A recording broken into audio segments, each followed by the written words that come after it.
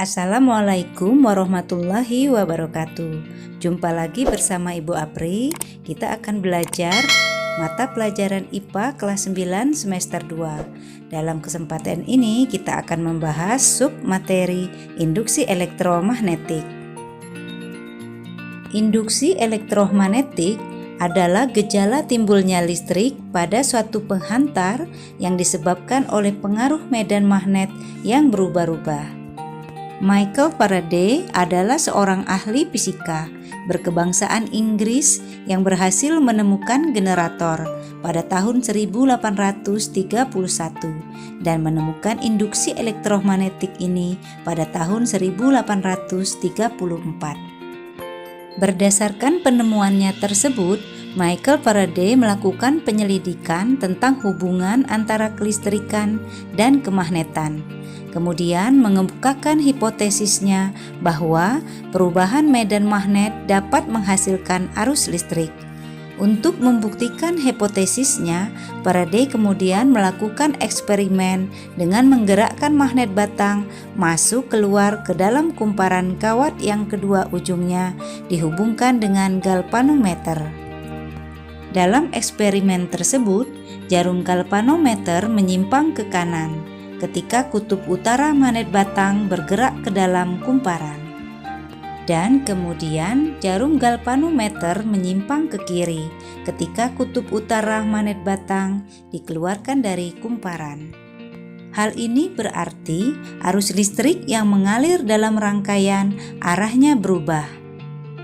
Pada eksperimen selanjutnya, ternyata jarum galvanometer tidak menyimpang pada saat magnet batang didiamkan di dalam kumparan. Hal ini terjadi karena di dalam kumparan tidak terjadi perubahan jumlah garis gaya magnet, sehingga tidak menimbulkan arus listrik. Beda potensial yang timbul pada ujung-ujung kumparan karena pengaruh induksi elektromagnetik disebut dengan gaya gerak listrik induksi atau disingkat dengan GGL induksi. Berdasarkan hasil percobaan tadi, dapat disimpulkan bahwa GGL induksi dapat diperbesar dengan cara memperbanyak jumlah lilitan kumparan, mempercepat gerakan magnet ke dalam atau keluar kumparan, dan memperbesar kuat medan magnet. Adapun alat-alat yang menerapkan prinsip kerja induksi elektromagnetik meliputi generator, dinamo AC/DC, dan transformator. Generator adalah alat yang digunakan untuk mengubah energi gerak atau kinetik menjadi energi listrik.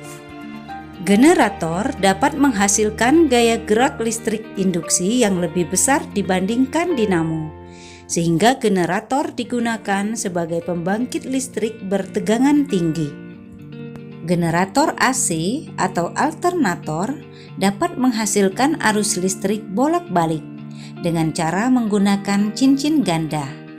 Sedangkan generator DC dapat menghasilkan arus listrik searah dengan cara menggunakan cincin belah atau komutator. Mengapa lampu sepeda dapat menyala meskipun tidak diberi baterai? Ternyata pada sepeda terdapat dinamo yang berfungsi sebagai sumber energi listrik untuk menyalakan lampu. Dinamo adalah alat yang berfungsi untuk mengubah energi gerak menjadi energi listrik. Cara kerja dinamo dan generator hampir sama, yaitu penggunaan satu cincin yang dibelah menjadi dua pada dinamo DC dan cincin ganda pada dinamo AC. Perbedaan dinamo dengan generator terletak pada dua komponen utama dinamo, yaitu rotor atau bagian yang bergerak dan stator atau bagian yang diam. Saat sepeda dikayuh dengan cepat, kumparan pada dinamo akan bergerak cepat, sehingga GGL induksi yang dihasilkan menjadi lebih kuat dan energi listrik yang dihasilkan menjadi lebih banyak. Selain dengan mempercepat putaran kumparan, penggunaan magnet yang kuat, memperbanyak jumlah lilitan, dan penggunaan inti besi lunak dalam dinamo juga dapat mengakibatkan GGL induksi yang dihasilkan menjadi lebih kuat. Tahukah kamu bahwa sebelum dialirkan ke rumah-rumah penduduk, tegangan listrik dari PLN harus diturunkan? Bagaimana caranya? Salah satu caranya adalah dengan menggunakan transformator. Transformator atau trapo adalah alat untuk menaikkan atau menurunkan tegangan listrik. Bagian-bagian utama transformator ada 3 macam, yaitu kumparan primer yang dihubungkan dengan tegangan sumber atau tegangan primer, kumparan sekunder yang menghasilkan tegangan keluar atau disebut juga dengan tegangan sekunder, serta inti besi. Inti besi digunakan dengan tujuan untuk memperkuat medan magnet yang dihasilkan. Perhatikan gambar transformator berikut ini. Pada bagian input atau tegangan yang masuk terdapat lambang PP yang berarti tegangan primer, lambang NP berarti lilitan primer, dan IP yang berarti arus listrik primer. Sedangkan di bagian output atau tegangan keluar terdapat lambang PS yang berarti tegangan sekunder, NS yang berarti lilitan sekunder, dan IS yang berarti arus sekunder. Berdasarkan penggunaannya, transformator dibedakan menjadi 2 macam, yaitu transformator step up dan transformator step down. Transformator step up berfungsi untuk menaikkan tegangan listrik. Transformator ini memiliki ciri-ciri tegangan primer lebih kecil daripada tegangan sekunder. Jumlah lilitan primer lebih sedikit dibandingkan jumlah lilitan sekunder. Namun kuat arus primer lebih besar daripada kuat arus sekunder. Sedangkan transformator step down berfungsi untuk menurunkan tegangan listrik. Transformator ini memiliki ciri-ciri tegangan primer lebih besar daripada tegangan sekunder.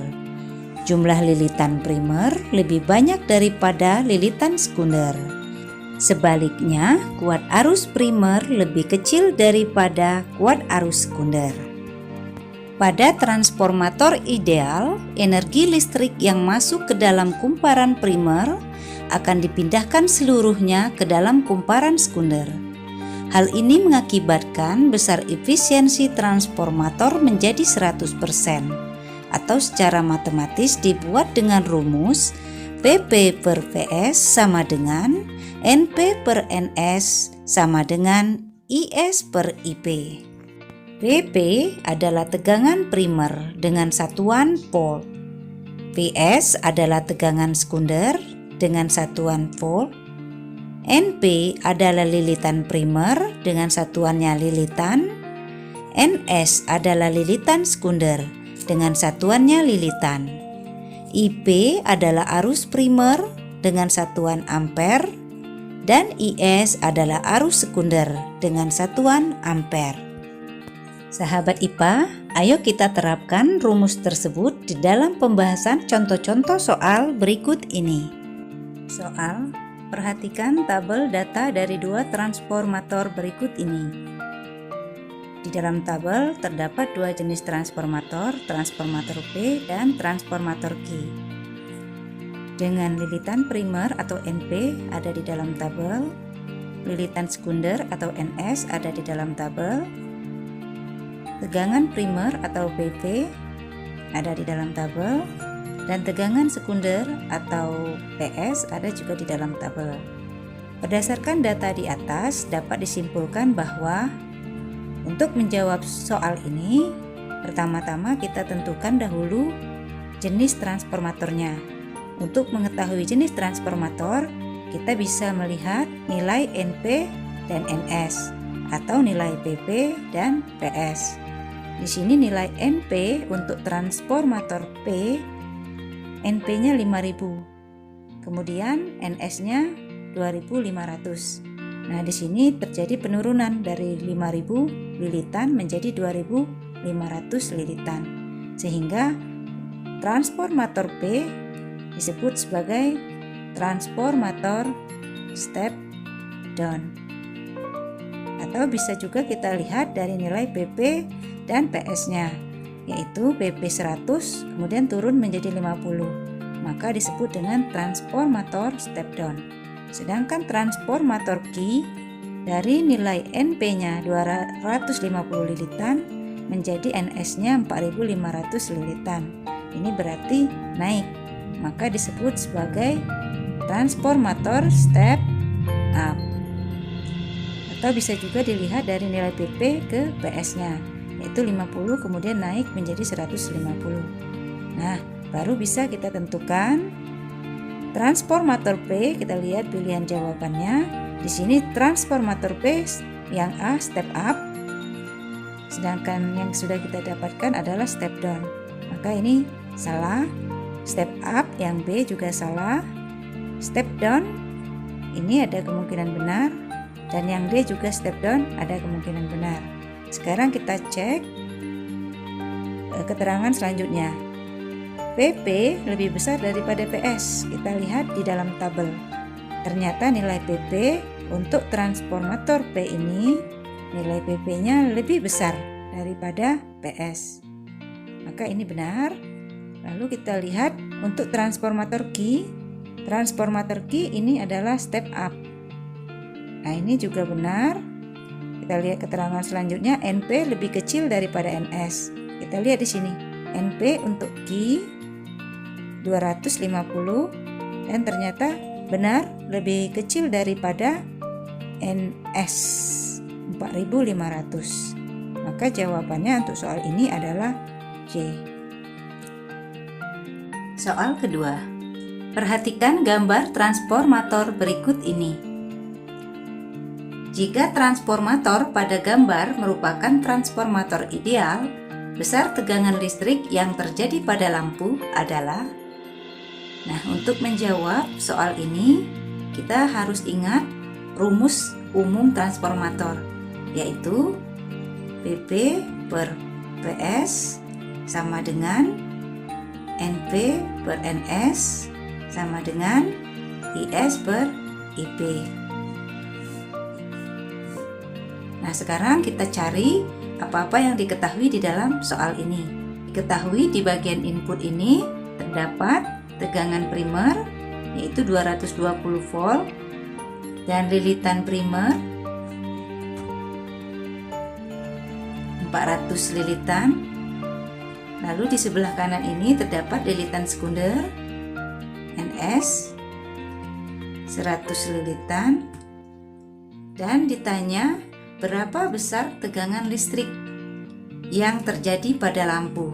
Yang ditanya berapa tegangan. Di sini P, S sama dengan berapa?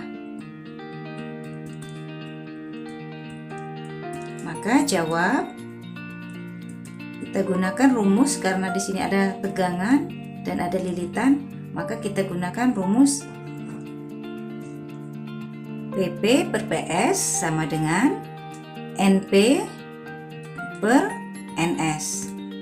Kemudian kita masukkan masing-masing nilainya. PP nilainya 220 dibagi PS nilainya belum diketahui sama dengan NP nilainya 400 dibagi NS nilainya 100. Nah, untuk mencari PS ini kita kali silang. PS kita kalikan ke 400 dan 220 kita kalikan ke 100.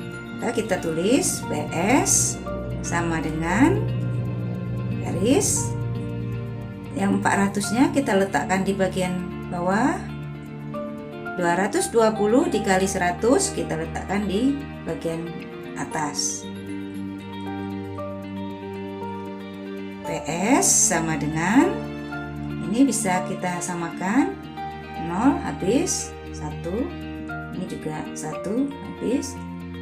220 dikali 1, 220 dibagi 4. Maka hasilnya PS sama dengan 55 volt.